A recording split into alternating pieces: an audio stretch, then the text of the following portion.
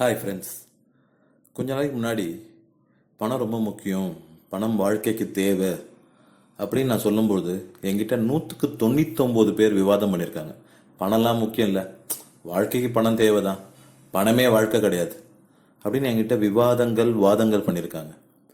ஆனால் இப்போ கொரோனாக்கு அப்புறம் பணம் முக்கியம் நான் சொல்லும்போது அந்த 99 பேருமே 199 பேருமே பணம் முக்கியம்னு சொல்கிறாங்க.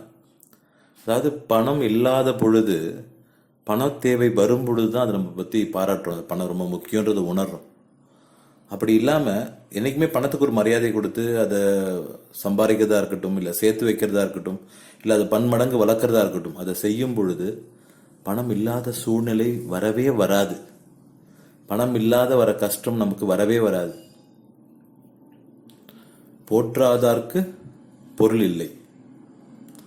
சில பேர் சொல்லுவாங்க, இல்லைங்க நான் அம்மா பாசம்லாம் என்ன பணமா, பணத்துக்கு தான் அம்மா பாசமா, அப்போ அவங்க பாசம் ஜெயிக்கலையா அப்படின்னு அதுக்கு ஒரு விவாதம் பண்ணுவோம். அவங்ககிட்ட ஒரே ஒரு கேள்வி கேட்குறேன்.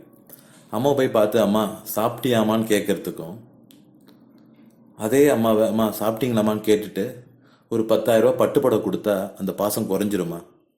கண்டிப்பாக கூடும் தானே. ஸோ அப்போ அம்மா பாசமாக இருந்தாலும் பணத்தோட சேர்ந்து ஒரு பொருளோட சேர்ந்து அதை கொடுக்கும் பொழுது அந்த பாசம் உயரதான் செய்யுது, குறைய போறதில்ல. அதுக்காக வீணா பணம் வேணான்ற ஒரு விவாதம் பண்ணிட்டு அதற்கு ஒரு மரியாதை கொடுக்காம அதை ஒரு சேமிக்காம நம்ம வாழ்க்கையில ரொம்ப செலவாளியா வாழும் பொழுது நமக்கு சில சூழ்நிலைகள்ல பணம் இல்லாததுனால கஷ்டப்படுற நிலை வரும். அது வராம இருக்கணும்னா பணத்தை போற்றுங்கள், பணத்தை சேமியுங்கள், பணத்தை பெருக்குங்கள். அவங்க சொல்லிக்கிட்டு விருப்பப்படுறது தான். முகேஷ் அம்பானி பார்க்கணும், த வேர்ல்ட் ரிச்சஸ்ட் மேன். மனைவிக்கு $60 மில்லியன் இல்லை ஒரு ஃப்ளைட் வாங்கி தராரு. நீங்கள் யோசிச்சு பாருங்கள், உங்கள் ஒய்ஃபுக்கு ஒரு 6 கோடி ரூபாயில் வைர நெக்லஸ் வாங்கி கொடுத்தா எப்படி இருக்கும்? அதிகம் தாங்க ஆகும். அப்போ பணம் தேவைப்படுதில்ல.